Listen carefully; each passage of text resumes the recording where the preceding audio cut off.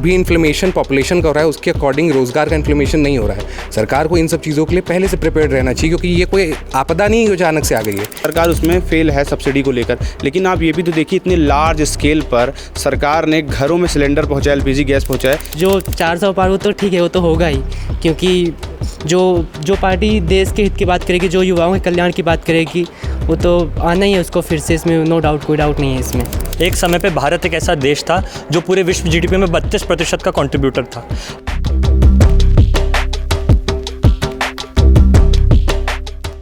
नमस्कार, राम राज्य यात्रा में आप सभी दर्शकों का स्वागत है। हमारी यात्रा अब एक अहम पड़ाव तक पहुंच चुकी है, मतलब मध्य प्रदेश की राजधानी भोपाल तक पहुंच चुकी है। और युवा संवाद हम करते हैं, हर संसदीय क्षेत्र में हमारा युवा संवाद कार्यक्रम होता है। आज का युवा संवाद भी एक अहम पड़ाव पर है, क्योंकि हम हैं देश के सबसे प्रतिष्ठित संस्थान माखनलाल चतुर्वेदी पत्रकारिता विश्वविद्यालय में, और यहाँ के युवाओं से हम बात करेंगे और यहीं से हम अपना युवा कार्यक्रम शुरू करेंगे। परिचय और भोपाल के बारे में तो आप सब लोग जानते ही हैं, हम यहीं के युवाओं से जानेंगे कि हमारे देश के मुद्दे क्या हैं। कहाँ से शुरू करें? यहाँ से करें? क्या नाम है आपका? मेरा नाम चरित्र है। क्या मुद्दे हैं इस बार के चुनाव के? इस बार का चुनाव मेरे को तो अभी तक कोई माहौल लगा नहीं कि मुद्दों आधारित चुनाव हो रहा हो, पर युवा ये चाहता है देश में कि जो चुनाव हो वो राष्ट्र मुद्दों के आधारित चुनाव। हम छोटे छोटे चीज़ों के कि हमें क्या मिला, हमें क्या योजना का लाभ मिला, ऐसी चीज़ों पर ना बात होते हुए राष्ट्रीय मुद्दों पर चुनाव हो, जहाँ राष्ट्र के सुरक्षा के बारे में बातचीत हो, जहाँ युवाओं में किस तरीके से स्टार्टअप में जो बढ़ोतरी हुई है, देश ने जो विदेशी अपने स्टैंड में बढ़ोतरी करी है, ऐसी चीज़ों पर बात हो और ऐसे मुद्दों पर चुनाव लड़े जाएँ। आपको क्या लगता है किन मुद्दों पर चुनाव लड़ा जाना चाहिए? देखिए, मुद्दा क्लियर है। राष्ट्रवाद का मुद्दा सबसे पहले होना चाहिए, देश हित की बात होनी चाहिए, शिक्षा की बात होनी चाहिए, स्वास्थ्य की बात होनी चाहिए। इन्हीं विशेष जो हमारी बेसिक नीड रहती है, उन्हीं विशेष बातों को लेके ही चुनाव चुना जाना चाहिए, प्रतिनिधि हम लोग को चुना जाना चाहिए उसी आधार पे जो सामान्य बातें हैं। क्या आपको क्या लगता है कि हमारे देश का चुनाव किन मुद्दों पर होना चाहिए? देश का चुनाव मेनली मुझे ये लगता है कि एज अ स्टूडेंट आप कहीं ना कहीं रोज़गार के ऊपर आपका होना चाहिए। उसके बाद फिर कहीं ना कहीं, क्योंकि आप एक युवा हैं, देश में बहुत ज़्यादा आपके इंपॉर्टेंस है, तो आपके हेल्थ भी बहुत इंपॉर्टेंट है, तो हेल्थ के ऊपर भी होना चाहिए। और बाकी राष्ट्रवाद तो सही बात है कि होनी चाहिए, लेकिन उससे पहले आपको अपने पर्सनल कंसर्न्स देखने चाहिए, क्योंकि आपके एक वोट से सिर्फ आप ही नहीं, आप कई अपनी पीढ़ियों का फ्यूचर डिसाइड करते हैं। तो ये कुछ मुद्दे हैं जिनके ऊपर होना चाहिए। आपको क्या लगता है चुनाव किन मुद्दों पर आधारित होना चाहिए? नो डाउट रोज़गार, बेरोज़गारी जो है, इस पर तो चुनाव होना ही चाहिए और हो भी रहा है। देश का युवा उसी मुद्दे पर वोट कर रहा है और उसने 14 में भी 19 में भी इसी मुद्दे पर वोट किया है और आगे भी उसी चीज़ इम्प्लीमेंट्स हो रही हैं, चीज़ें बदल रही हैं। इतनी बड़ी आबादी को एक साथ रोज़गार देना मेरे हिसाब से तो मुमकिन नहीं है। मैं डिफेंड नहीं कर रहा हूँ किसी पार्टी को या सरकार को, लेकिन वोटिंग जो है, युवा इतना समझदार है, वो इसी मुद्दे पर करता है, शिक्षा पर ही करता है, रोज़गार पर ही करता है। आपका नाम और किन मुद्दों पर चुनाव ये होना चाहिए? जी, मेरा नाम सौभाग्य श्रीवास्तव है। मुद्दा यही कि जैसे हम लोग युवा हैं, तो जो पार्टी या जो है संगठन युवाओं के लिए बात करेगी, युवाओं के हित में बात करेगी, और स्वास्थ्य हो गया, इंफ्रास्ट्रक्चर हो गया, रोड हो गया, सड़कें हो गई, तो जो इन सब की बात करेगी वही जो है पार्टी को हम वोट देंगे और उसी को आगे बढ़ाएंगे। अभी कौन सी पार्टी बात कर रही है युवाओं की? फ़िलहाल तो मतलब मेरी जो विचारधारा है वो तो जो है राष्ट्रवाद की है, तो जो राष्ट्रवाद की जो बात करेंगे, जैसे भाजपा कर रही है इस वक्त, और तो उसी को हम जो है आगे बढ़ाएंगे। चलिए, एक युवा और हैं हमारे साथ जुड़े हुए। क्या आप मानते हैं किन मुद्दों पर चुनाव होना चाहिए? देखिए, चुनाव तो कई मुद्दे हैं चुनाव होने के, या कई मुद्दे हैं जो युवाओं को, बुज़ुर्गों को और बच्चों को वो मायने रखते हैं। लेकिन जो आज की डेट में हमारा जो भारत की जो जनसंख्या है, उसका 1/3 युवा है, तो मैं समझता हूँ कि ये प्राथमिकता युवाओं के वोट की ज़्यादा है।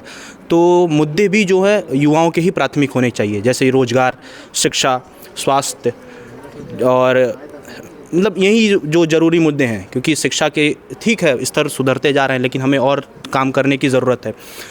स्वास्थ्य में भी हमें काम करने की ज़रूरत है। तो हम यही आशा करते हैं कि जो भी हमारी आगामी सरकार 2024 में बनेगी, वो स्वास्थ्य पर, शिक्षा पर और रोज़गार पर काम करेगी। चलिए, एक हमारे साथ युवा साथी हैं, उनसे भी पूछ लेते हैं। आप क्या सोचती हैं किन मुद्दों पर चुनाव होना चाहिए? आप भी बताइए।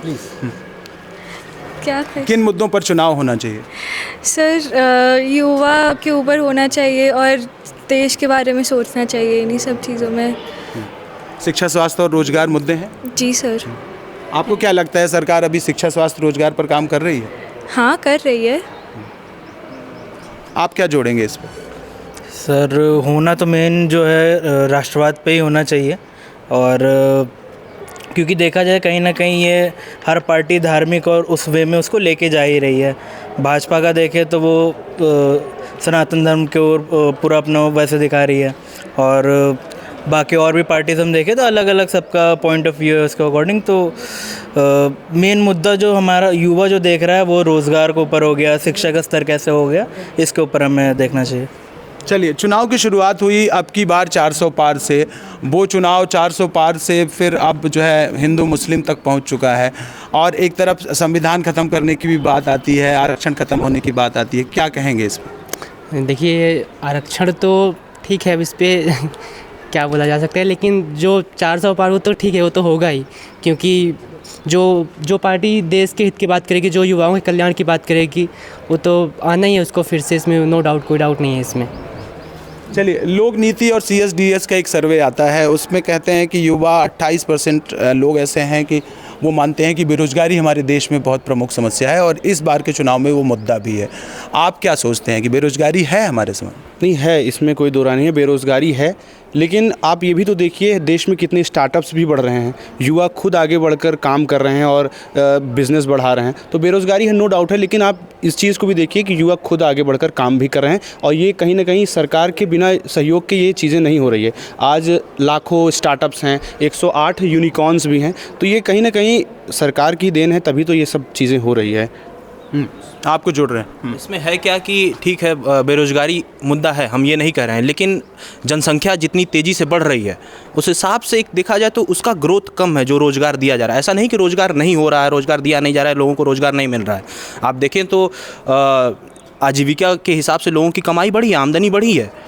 क्योंकि अगर रोज़गार की हम बात करें तो पिछले 2014 के बाद से पिछले अभी 10 साल में न जाने कितने स्टार्टअप्स खुले, जिसमें से 108 स्टार्टअप्स यूनिकॉर्न बने। यूनिकॉर्न ऐसे स्टार्टअप बनते हैं जो 8000 लगभग $1 बिलियन से ऊपर की क्या नाम है वर्थ, जिनकी नेट वर्थ होती है। तो ऐसे स्टार्टअप्स को यूनिकॉर्न बोलते हैं। तो अब ये स्टार्टअप जो हुए यूनिकॉर्न बने, तो ऐसा नहीं कि ये अकेले कोई एक व्यक्ति चला रहा है, इनके अंदर रोज़गार इनके थ्रू भी तो बढ़ा है। तो रोज़गार ऐसा नहीं है कि बढ़ नहीं रहा है, रोज़गार लोगों को मिल रहा है, लेकिन हाँ, जिस हिसाब से जनसंख्या हमारे भारत की बढ़ी है उस हिसाब से लोगों को रोज़गार नहीं मिल रहा है, ये चीज़ें हैं। चलिए, रोज़गार की क्या स्थिति आप मानते हैं? देखिए, रोज़गार तो मिल रहा है, जिसको मिलना है, जिसके ऊपर अपना कैपेबिलिटी है ना, जो तो वो अपना कैपेबल होके रोज़गार ले ही लेगा। बात ये आ रही है कि नीचे स्तर पे जिस तरीके का लोग काम कर रहा है, जैसे अब एजुकेशन में थोड़ा दिक्कत तो आ रही है कि जिस तरह पेपर लीक हो जा रहा है, सबको पास कर दिया जा रहा है। अब जब सबको पास कर दिया जाएगा तो कहीं ना कहीं आप एक टाइम पे, पेपर लीक अलग मुद्दा है, सबको पास करना पेपर आप पास कर दिए गया, ठीक है, पेपर में पास हो गए। अब जब आप कैपेबल नहीं रहे वहाँ पे, अब आपको एजुकेशन सिस्टम में क्या है कि 12th पास हो गए, आप ग्रेजुएशन आपको पास कर दिया गया। अब ग्रेजुएशन में आप कैपेबल तो थे नहीं नौकरी पाने के लिए, पर वहाँ पे आपको पास कर दिया गया, तो रोज़गार के लिए आप मांग तो करेंगे ही, फिर आप सरकार के ऊपर डालेंगे कि भाई अब तुम हमको नौकरी नहीं दे रहे हो। बात तो नीचे स्तर की ये थी कि ना आपको वहाँ पर ही पास नहीं करना चाहिए था, तो इस पर ध्यान नहीं दिया जाता है। लोग बड़े लेवल पे मांगने लग जाता है कि नौकरी चाहिए, जबकि वो खुद ही कैपेबल नहीं होता है नौकरी लेने के लिए। और मेरे को लगता है जो कैपेबल है वो नौकरी कहीं ना कहीं पा ही लेगा। चलिए, कैपेबल है तो नौकरी पा लेगा। तो क्या जो रोज़गार है ये सरकार का मुद्दा नहीं है? रोज़गार बिल्कुल सरकार का मुद्दा है, क्योंकि जैसे कि भैया थे, उन्होंने कहा कि जनसंख्या बढ़ती चली जा रही है। तो देखिए, ये तो एक प्रोसेस है जो कि चलता ही रहेगा। आप पहले के मुकाबले आज पे देखिए तो हेल्थ फैसिलिटीज़ अगर बढ़ती हैं तो लाइफ एक्सपेक्टेंसी बढ़ेगी ही, तो लोग जो आपका क्या कहते हैं पॉपुलेशन वो तो बढ़ेगा ही। तो ये सरकार इन सब चीज़ों का ऐसा तो नहीं होता कि सरकार को सारी चीज़ें पता नहीं है। सरकार तो कई साल आगे की नीतियाँ बनाती है। तो जो भी इन्फ्लेमेशन पॉपुलेशन का हो रहा है उसके अकॉर्डिंग रोज़गार का इन्फ्लेमेशन नहीं हो रहा है। सरकार को इन सब चीज़ों के लिए पहले से प्रिपेयर्ड रहना चाहिए, क्योंकि ये कोई आपदा नहीं है जो अचानक से आ गई है। ये ऑब्वियस ही बात है, इसको आप एक कहीं ना कहीं उसका अनुमान आप पहले से लगा सकते हैं। तो कहीं ना कहीं मुझे ये लगता है कि सरकार कहीं ना कहीं इस अनुमान लगाने में कहीं ना कहीं फेलियर रही है ये सरकार, या उसकी मंशा न हो। अब वो तो इस देश की जनता डिसाइड करेगी कि उनको क्या लगता है। वही मैं आपसे पूछ रहा हूँ, क्या आपको क्या लगता है रोज़गार के जो इतने मतलब इसमें इतनी ढिलाई बढ़ती जा रही है सरकार की तरफ से भी, और कई सारा हमें डेटा जो मिल रहा है उससे ही पता चल रहा है कि हमारे देश में बेरोज़गारी है, आपको क्या लगता है सरकार इसमें विफल है? नहीं, विफल नहीं, क्योंकि एग्ज़ाम की वैकेंसीज़ लगातार आ रही हैं। आप देख लीजिए, हर साल UPSC की आती है, हर 6 महीने पे SSC की आती है। तो जैसे कि भैया ने कहा कि जो क्या कहते हैं लायक हैं, उनको जो डिज़र्व करते हैं वो तो मतलब भर्ती हो ही रही है, उसमें क्या दिक्कत है। भर्ती हो रही है। और क्या आपको क्या लगता है हमारे देश में चुनावों में क्या मुद्दे हैं? चुनाव के मुद्दे यही हो सकते हैं, एजुकेशन हो सकता है और रोज़गार अभी तो मतलब फ़िलहाल कम ही मिल रहा है लोगों को, क्योंकि स्टार्टअप्स को आप देख रहे हैं, स्टार्टअप्स हो सकते हैं जीडीपी में ग्रोथ कर सकता है, लेकिन मेरे हिसाब से और एजुकेशन को और बढ़ाना चाहिए। एजुकेशन बढ़ाना जी। एजुकेशन की बात इन्होंने की। एजुकेशन में क्या, जैसे अभी नई शिक्षा नीति भी आ गई है, उससे कुछ लाभ मिल रहा है युवाओं को रोजगार, स्वरोजगार के लिए? देखा जाए तो अभी ये एकदम स्टार्टिंग फेज़ में ही है, तो अभी ये कहना कि इससे मतलब लोगों को एम्प्लॉयमेंट मिल रही है तो सही नहीं होगा, क्योंकि लेकिन हाँ 2 से 3 सालों में अगर यही सरकार दोबारा आती है तो क्या पता हमें मतलब इसका ज़्यादा फ़ायदा मिला। चलिए, एक बात आती थी कि अभी मोदी की गारंटी चल रही है और जो है इंडिया गठबंधन की भी गारंटी चल रही है। विपक्ष लगातार आरोप लगा रहा है कि सरकार की पुरानी गारंटियां अभी तक पूरी नहीं हुई। आप क्या मानते हैं कि जो सरकार की पुरानी गारंटियां हैं वो पूरी हुई हैं कि उनमें काम नहीं हुआ और दूसरी गारंटियां दे दी गई? देखिए, शुरू का जो समय था उस समय तो चीज़ें हुई, नो डाउट, कोई भी गवर्नमेंट करती है वो तुरंत आती है, लेकिन फिर बात है कंसिस्टेंसी की कि क्या वैसे ही कंसिस्टेंटली क्या गवर्नमेंट उन सब चीज़ों पे ध्यान दे रही है। जैसे हम एक मुद्दा ले तो जैसे गैस सिलेंडर देने की बात आई, तो हाँ गवर्नमेंट ने शुरू में गवर्नमेंट ने ज़रूर दिया, लेकिन फिर बाद में अगर मैं खुद एक्सपीरियंस करता हूँ कि बाद में जो सब्सिडी की बात हुई, चाहे जिन भी चीज़ों की बात हुई, वो सब्सिडी आज नहीं मिल रही है। तो कंसिस्टेंसी मुझे नहीं दिखाई देती। शुरू में जो भी सरकारें जो भी दावा करती हैं वो ज़रूर देती हैं, बट किसी भी गवर्नमेंट मुझे आज तक कंसिस्टेंसी नहीं दिखी है। और सबसे ज़्यादा जो लैक दिखा है मुझे इस गवर्नमेंट में वो दिखाई देता है, क्योंकि गवर्नमेंट इस चीज़ को एक्सेप्ट भी नहीं कर रही है कि ठीक है आप में कंसिस्टेंसी नहीं है तो आप कम से कम इस चीज़ को एक्सेप्ट करिए। बट गवर्नमेंट एक्सेप्ट करने के बजाय आपको और कुछ एक लॉलीपॉप दे देती है कि नहीं चलो वो तो नहीं हुआ, ये आपको देते हैं, अब इस बार हमें लाइए तो हम आपको अब ये देंगे। तो कंसिस्टेंसी की बात है, देखिए क्या होता है। चलिए, कंसिस्टेंसी की बात आ रही है कि सरकार कंसिस्टेंट नहीं है, अपने परफॉर्मेंस में भी कंसिस्टेंट नहीं है, आप इस तरीके की बात आ रही है, तो आप क्या कहेंगे? मैं तो ये मानता हूँ कि सरकार जब शुरू हुई थी जनता दल के समय से, और उस समय से भी जो उनके मुद्दे थे कंसिस्टेंटली आज तक उन मुद्दों पे लड़ी है और उन मुद्दों को साकार करके सरकार ने दिखाया है। रही बात जो ग्रामीण योजनाओं की, जैसे पहले बात है कि योजनाओं में कंसिस्टेंसी नहीं है, तो मुझे नहीं लगता कि शायद प्रधानमंत्री ग्राम सड़क योजना में कंसिस्टेंसी ना हो, प्रधानमंत्री आवास योजना में कंसिस्टेंसी ना हो। ऐसी योजनाओं को आप ग्राउंड पे जाके, आप मीडिया है, मुझे लगता है आपको स्वयं कवर करना चाहिए ग्राउंड पे जाके 3 योजनाओं की क्या स्थिति है, देश में इंफ्रास्ट्रक्चर डेवलपमेंट की क्या स्थिति है, उसकी क्या कंसिस्टेंसी है। इस बारे में भी हमें शायद ज़्यादा चर्चा करने की या डिबेट का विषय है ही नहीं, ये भी कंसिस्टेंटली हो रहा है। तो मुझे लग रहा है कि विकास के उसमें और अपने जो उनके मुद्दे जिस पे वो हमेशा से, जिस पार्टी जिस मुद्दों पे लेकर स्टैंड हुई है, उन मुद्दों को कंसिस्टेंटली सरकार ने पूरा किया है। क्या सरकार कंसिस्टेंट है अपने मुद्दों को, अपने योजनाओं को लेकर या फिर अपने विकास को लेकर? नहीं, बिल्कुल। देखिए, कुछ मुद्दे ऐसे थे, भाजपा सरकार गवर्नमेंट बनी अगर बीजेपी की, तो उनके कुछ मुद्दे पहले से ही निर्धारित थे कि हाँ हमने भाजपा सरकार अगर सत्ता में आती है तो धारा 370 जैसे मुद्दे, तमाम ऐसे बड़े बड़े मुद्दे थे जिनके भाजपा सरकार ने किया है और अपने टंके की चोट पे किया है, तो उसे नकारा नहीं जा सकता है। बाकी जैसे भाई साहब ने बताया कि हाँ प्रधानमंत्री आवास योजना हुई, इस समय अगर बात करें हम इंफ्रास्ट्रक्चर की, तो हमें लगता है कि नितिन गडकरी जी जो माननीय परिवहन मंत्री जी हैं, उनके नेतृत्व में आज एक्सप्रेसवे, हम मूलतः उत्तर प्रदेश से हैं, आज उत्तर प्रदेश में 5-6 एक्सप्रेसवे बन गए हैं, अभी कई सारे एक्सप्रेसवे काम चल रहा है, यहाँ तक कि एयरपोर्ट की बात करें। विपक्ष तो आरोप लगाता है कि सारे एक्सप्रेसवे तो समाजवादी ने बनाए थे और उसका उद्घाटन जो है वो मोदी जी और योगी जी कर रहे हैं। देखिए, विपक्ष की अब बात करेंगे तो विपक्ष, उससे पहले समाजवादी पार्टी की सरकार थी, समाजवादी पार्टी की पहले बसपा की गवर्नमेंट थी, बसपा की गवर्नमेंट में जो नोएडा एक्सप्रेसवे जो बना है तो उसका शिलान्यास, उसका जो उद्घाटन किया था वो उन्होंने किया था, मायावती जी ने किया था, जो पहले एक प्रारूप रखा था कि हाँ ये बनेगा। तो फिर गवर्नमेंट बदली तो उस पर काम करना और काम रोक देना, पॉलिटिक्स क्या होती है कि कई लोग कहते इम्प्लीमेंट कर देते हैं कि हम ये करने वाले हैं, लेकिन गवर्नमेंट बदलती है तो उस पर काम होता नहीं है। तो काम हुआ है, मायावती जी ने रखा, फिर उस पर अमल किया, अखिलेश जी ने किया, अखिलेश जी के बाद फिर गवर्नमेंट आई, तो अखिलेश जी जहाँ 1-2 एक्सप्रेसवे दिए, वहाँ यूपी गवर्नमेंट, योगी जी की गवर्नमेंट आई तो कम से कम 5-6 प्रोजेक्ट दे दी है, अभी कई पे काम चालू है, बिहार से लेके कनेक्ट तक, नेपाल से लेके कनेक्ट किया है। तो ऐसा नहीं है, काम हुआ है और इंफ्रास्ट्रक्चर पे काफ़ी अच्छा काम हुआ है। चलिए, इसमें क्या और क्या आप जोड़ेंगे कि सरकार कंसिस्टेंट है कि नहीं, इस पर ही आखिरी बात कर लेते हैं। जैसा कि अभी भाई ने कहा गैस सिलेंडर्स की बात की, आप 2014 के पहले का भारत देखिए, मेरे हिसाब से 50% से ज़्यादा घरों में माताएं बहनें धुएं में खाना बनाती थी।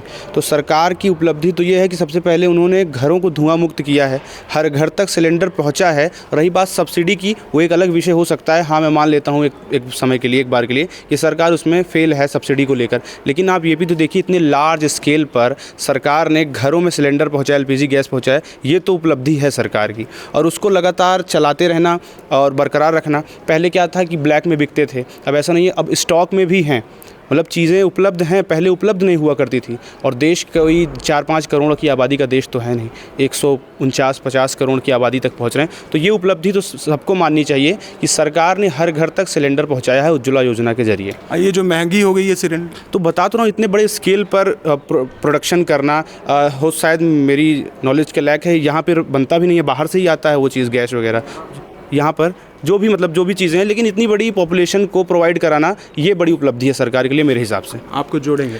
देखिए, जैसा कि इन्होंने कहा कि सब्सिडी में गवर्नमेंट कहीं ना कहीं लैक ऑफ की है, तो मैं पहले बहुत खुश हूँ कि इस बात को एक्सेप्ट किया इन्होंने।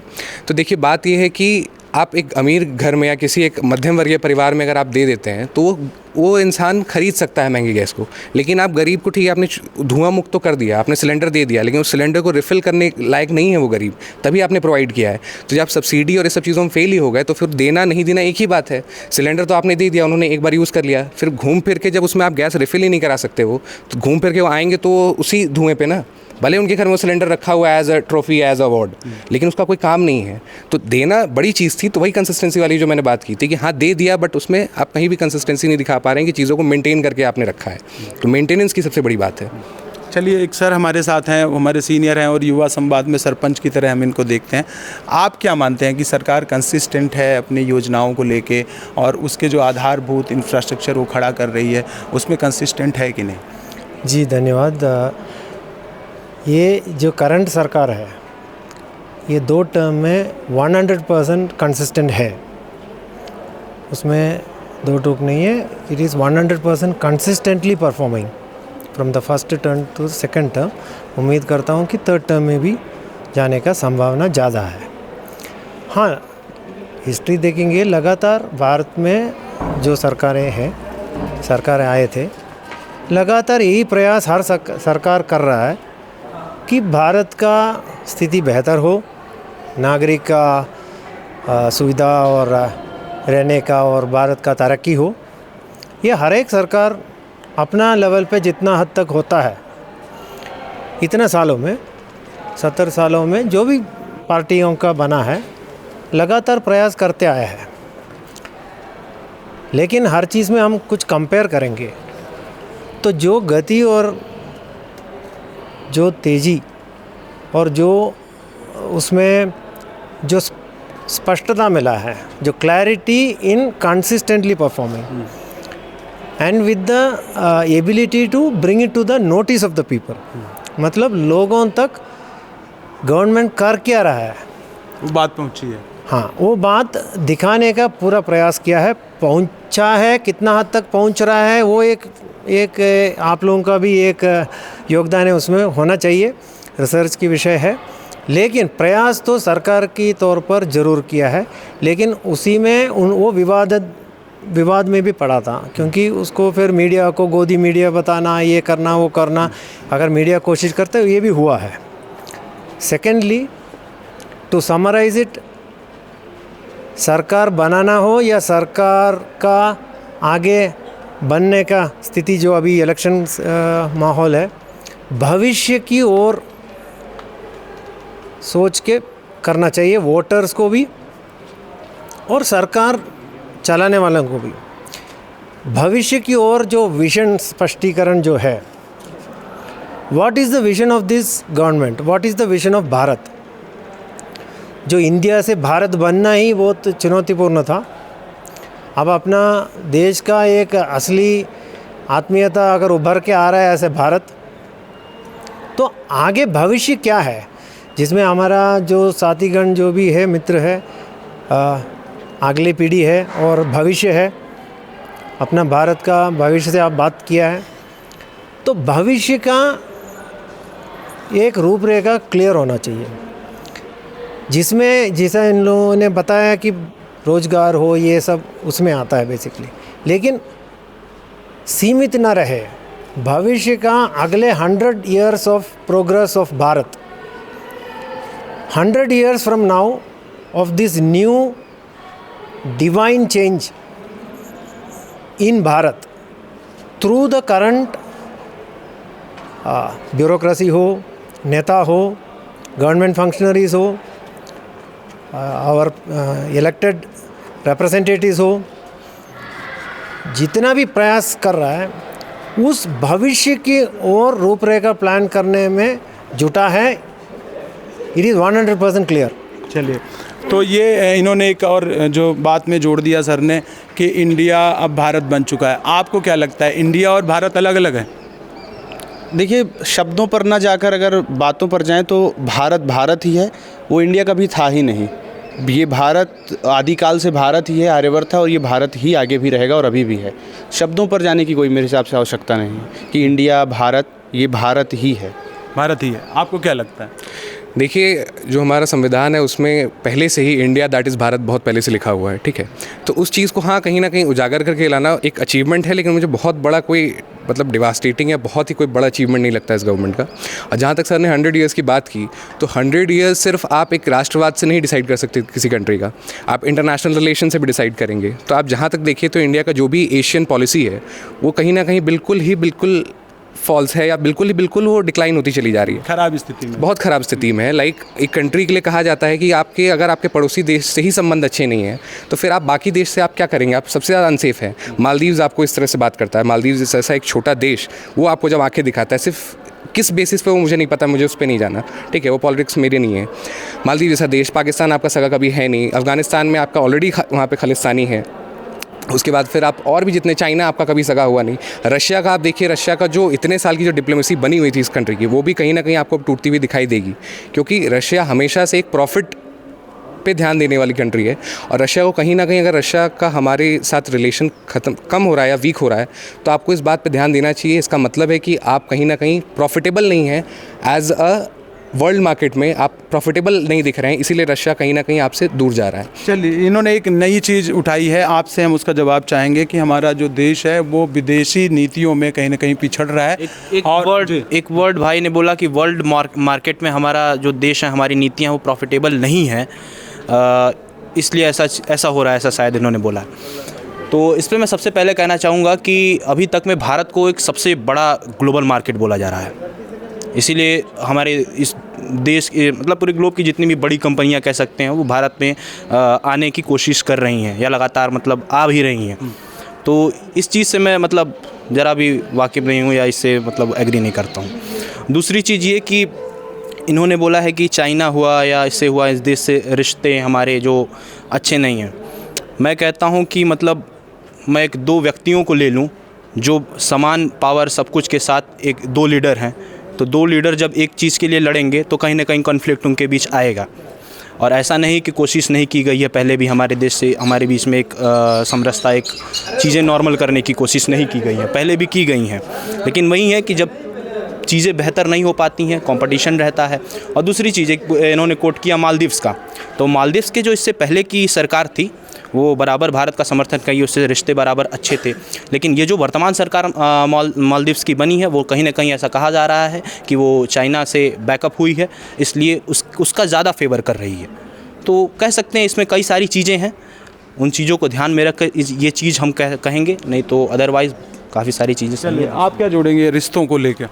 मैं पहले तो रिश्तों को लेके कहूँगा कि अगर हम एशियन पॉलिसी को ही देख रहे हैं तो एशियन पॉलिसी में चाइना एक हमारा काउंटर बैठा हुआ है, जिसके कारण हम अपने नेबर्स के साथ हो सकता है उतने सक्सेसफुल ना हो। बट अगर हम विदेश देखें, यूरोप से आप इंडिया के रिलेशंस देखें, वहीं आप यूएई से इंडिया के रिलेशंस देखें, रशिया से टूटती डिप्लोमेसी मुझे तो इंडिया की नहीं लगती है। और डिप्लोमेसी कोई भी हो, डिप्लोमेसी गिव एंड टेक पे ही डिपेंड करती है। इनका आप उन्हें मार्केट में कैटर कर पा रहे हो, डिप्लोमेसी आपके दो कंट्री के रिलेशंस उन्हीं पर डिपेंड करते हैं।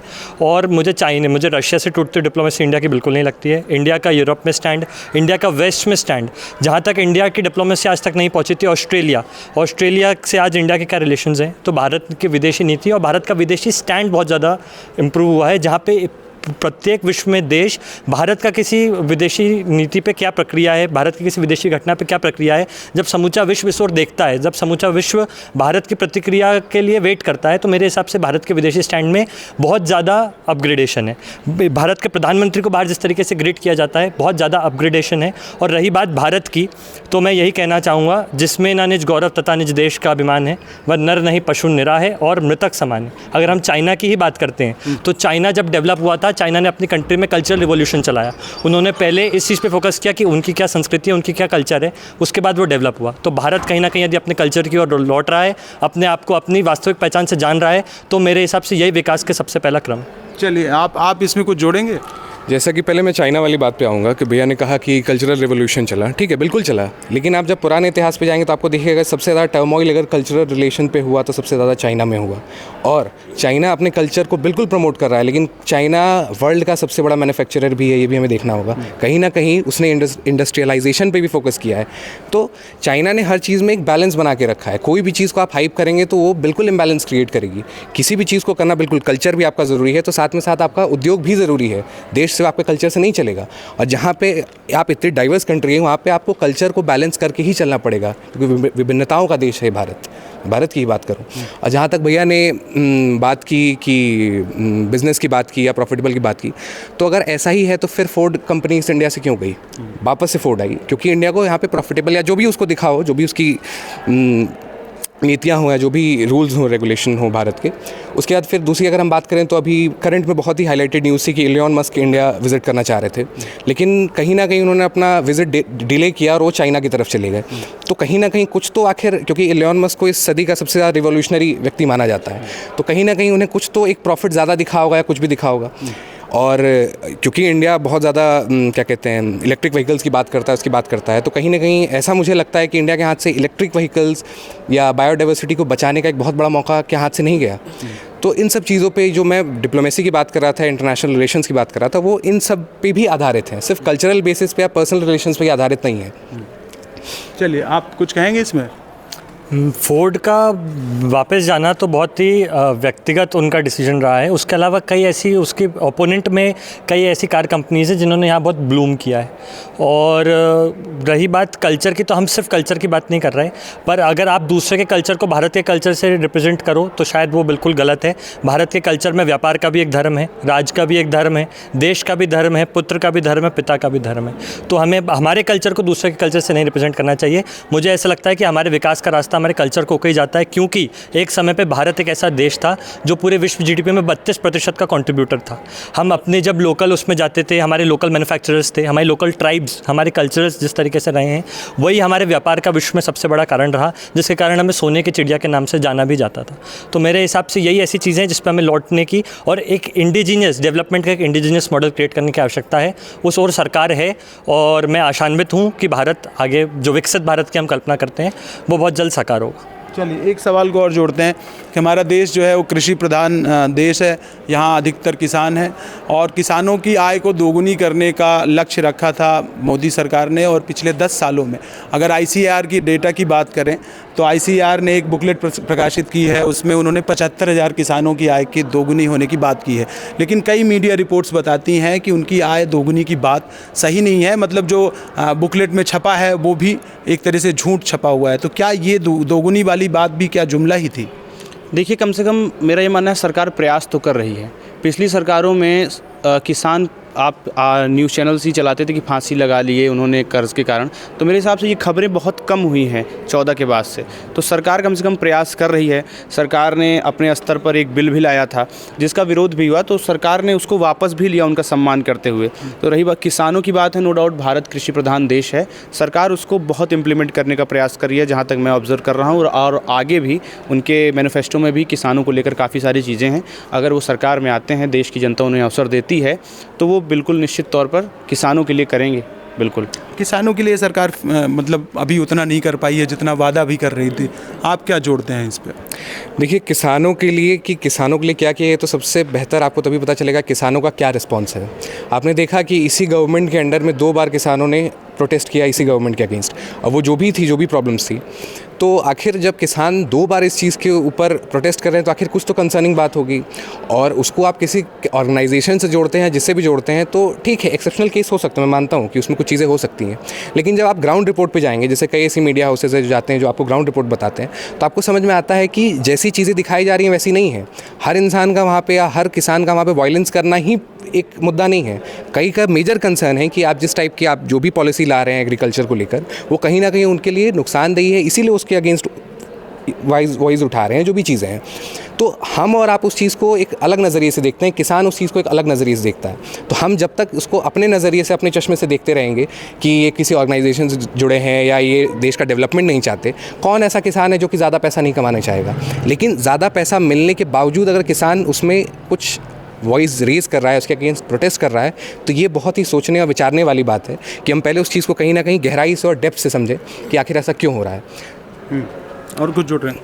और कुछ जोड़ने की कुछ बात नहीं है, बस यही बात मैं कहूँगा कि किसान, क्योंकि ये कृषि प्रधान देश है, हमेशा से रहा है, और जितने भी प्रधानमंत्री रहे, चाहे वो अटल बिहारी वाजपेयी रहे हों, चाहे वो लाल बहादुर शास्त्री रहे हों, उन्होंने हमेशा से प्रोटेस्टर जो भी हमारे फार्मर्स थे उनको कहीं ना कहीं एक प्रधान मतलब ध्यान दिया है उनके पर, हमसे हमेशा उनके लिए बहुत किया है।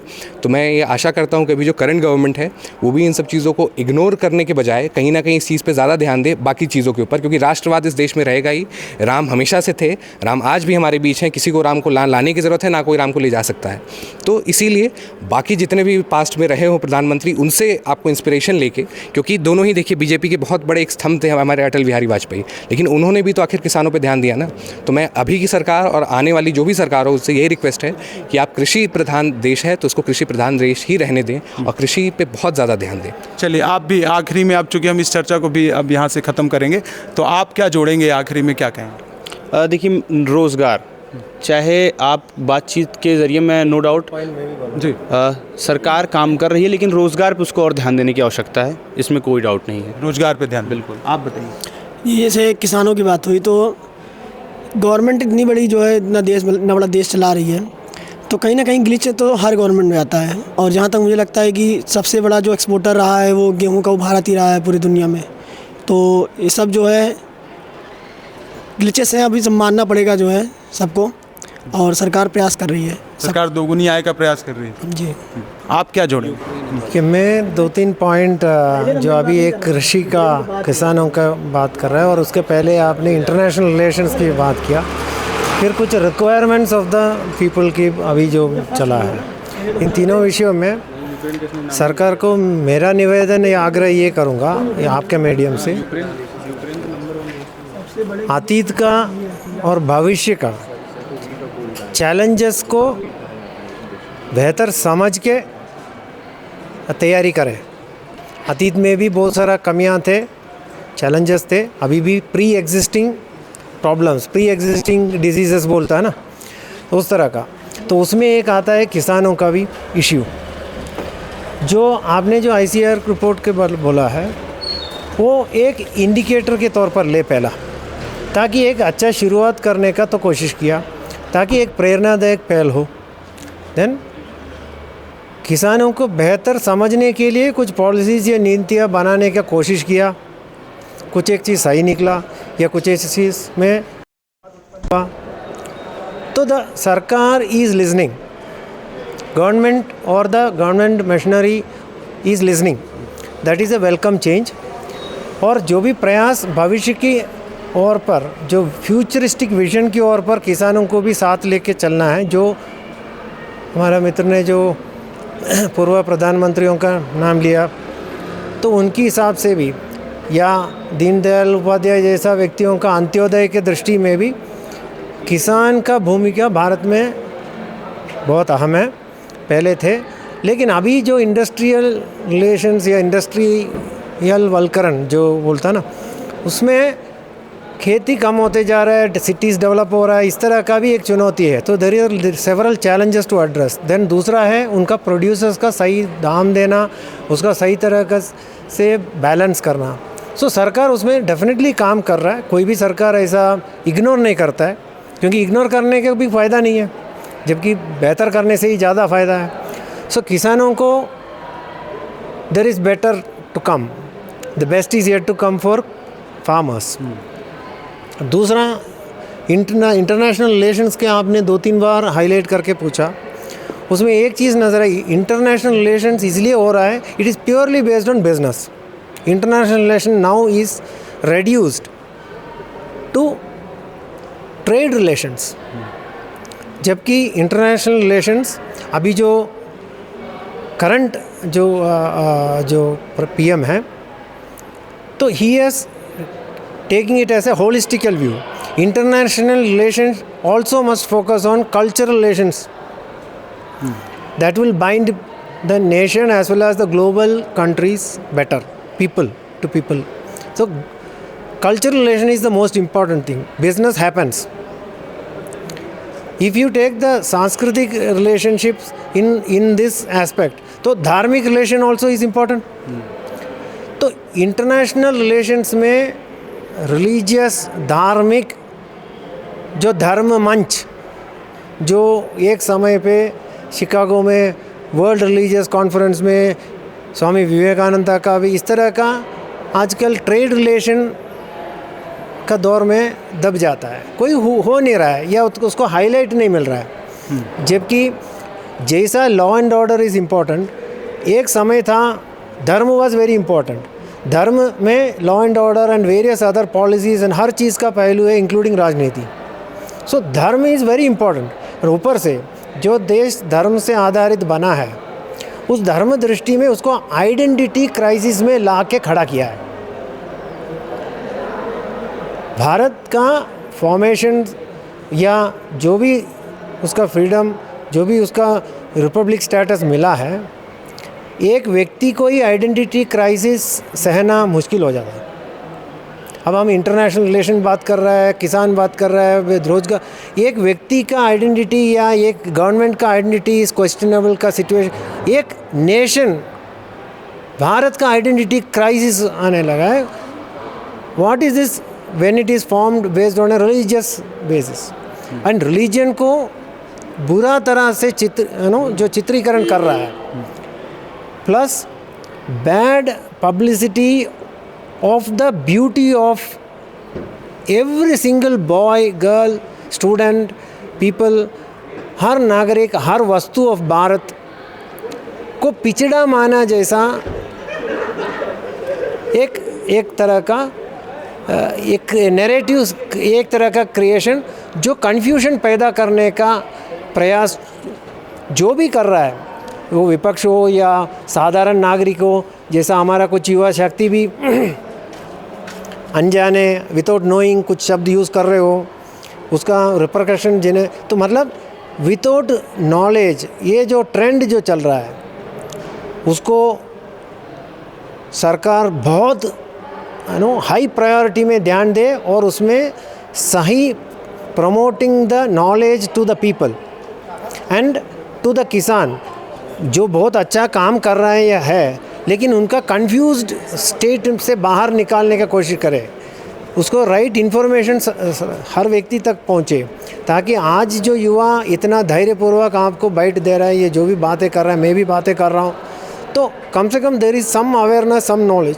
तो अवेयरनेस के साथ साथ समझ बढ़ाए तो हमारा भारत बहुत समझदार देश, समझदार लोगों से भरा हो, जो तरक्की, प्रगति हो या अभिवृद्धि हो, progress with power and with A steadfastness, with A futuristic vision, यही मैं कामना करता हूँ, यही आग्रह करता हूँ हर एक नेता से और हर एक साधारण व्यक्तियों से जो बाइट सुन रहा है। ये हर एक व्यक्ति जो बाइट देने लायक भी बने या सही तरह का देश के हित में सोचने लगे, ताकि अगर कल आप जो सुनने वाला भी है या जो मुझे सुन रहा है कोई भी नेता, तो उस सोच में पड़े कि आगे भविष्य के लिए हमसे क्या क्या बेहतर हो पाए। धन्यवाद। चलिए, आप कुछ कहेंगे इस पर? देखिए, मैं बस इनकी एक बात को हाईलाइट करूंगा और कहूंगा कि जैसे उन्होंने कहा कि कल्चर और ये सारी चीज़ें, आइडेंटिटी खोती चली जा रही हैं, तो देखिए सर, ये ट्रेंड का समय है, ठीक है। आप अपने एक पर्टिकुलर ऑर्थोडॉक्स स्टीरियोटाइप से अगर चिपके रहेंगे तो फिर आप नहीं बढ़ पाएंगे आगे। और जो ट्रेंड है आप उसी के अनुसार काम करें। This is what diplomacy is, इसी को डिप्लोमेसी कहते हैं कि जो आपके all around the world trend चल रहा है आप उसी को देखेंगे, उसी के अनुसार चलेंगे, तभी आप डेवलप करेंगे, ग्रो करेंगे बाकी कंट्रीज़ के साथ। तो ये can not just stick to that old stereotype और old ideology if you want to grow and develop. This is the only thing. तो बहुत धन्यवाद हमसे जुड़ने के लिए। तो ये थे माखनलाल चतुर्वेदी के हमारे युवा साथी, जिन्होंने राष्ट्रवाद की भी बात की और बहुत सारी बातें की जो आपने सुनी भी। लेकिन हम सिर्फ एक बात ही कहना चाहेंगे कि नेता चाहे मंच से कितनी भी नफरती भाषण दे दें, चाहे वो किसी भी पार्टी के हों, लेकिन चुनावों का मुद्दा शिक्षा, स्वास्थ्य और रोजगार ही रहेगा। सहयोगी शिवम और हमारे 2 कैमरा साथी जो माखनलाल चतुर्वेदी के ही छात्र हैं, उनका भी धन्यवाद और आप सभी दर्शकों का धन्यवाद।